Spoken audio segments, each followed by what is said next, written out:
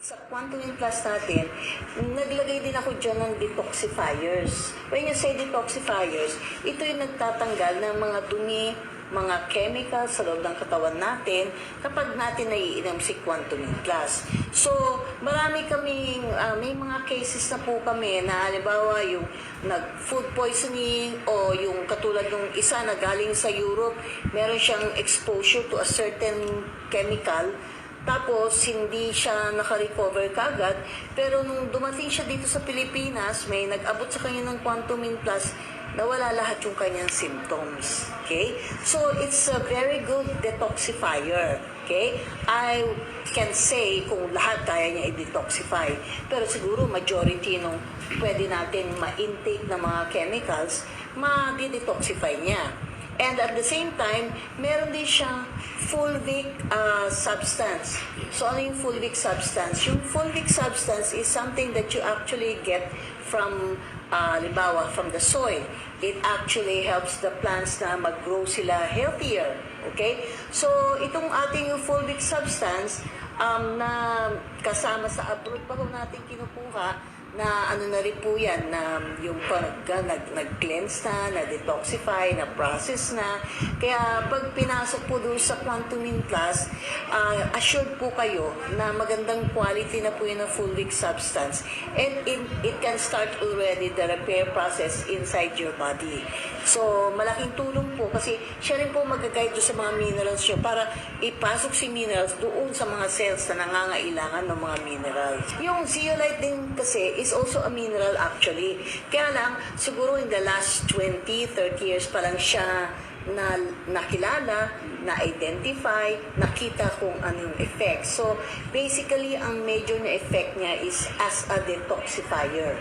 Okay? So, marami pa po ang iba-ibang mga chemicals na naiiwan sa katawan natin na minsan hindi na rin po natin na ilalabas o masyado tayong exposed dun sa mga chemicals na yun. So, dun po nakakatulong si Quantum Plus. Kasi meron po siyang mga detoxifiers na nakakatulong ilabas yung mga dapat yung ilabas. Yung hindi dapat magstay sa katawan. May isang component ang ating Quantum Plus, yung vitamin C. Yes, okay? okay. So, yung vitamin C, yun yung malakas mag-boost ng immune system. Yes, okay. And it is something na kadalasan ngayon, medyo nakakalimutan na natin i-take, lalo na yung mga bata, kasi mas uunahin nila ang mga soft drinks, uunahin nila yung mga toxic na pagkain, hindi napapainom ng vitamin C. Ito po yung panahon ngayon na mas kailangan natin ng vitamin C.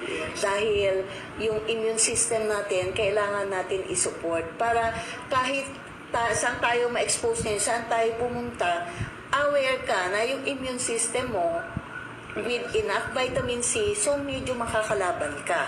Alam naman po natin over the years na yung vitamin C o ascorbic acid has been helping boost our immune system. So sana po yun, maging kasanayan na rin po natin na talagang sa mga kababayan natin, syempre po yung mga pag-iingat na dapat natin gawin, huwag niyo po kakalimutan kung ano po ang advisory ng Department of Health, yan po ang ating i-embrace.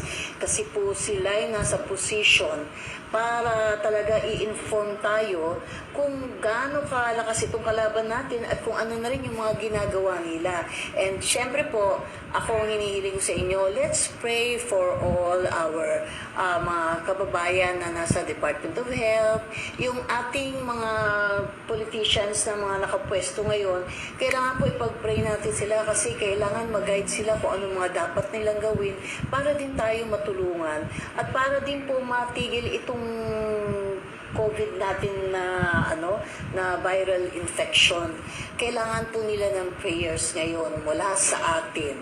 At syempre, sa atin naman din, kailangan po maging very much aware tayo ano yung mga pag-iingat na dapat natin gawin para maiwasan natin na magkaroon ng COVID infection. And at the same time, kailangan medyo yung boost ng immune system. Wag niyo pong kakalimutan.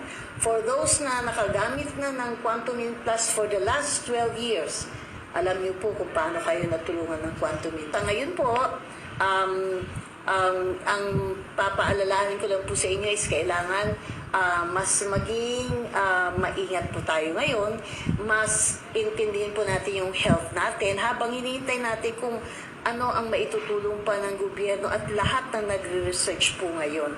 Isang responsibility po natin to maintain our health, improve on our health, lalo na po yung ating immune system.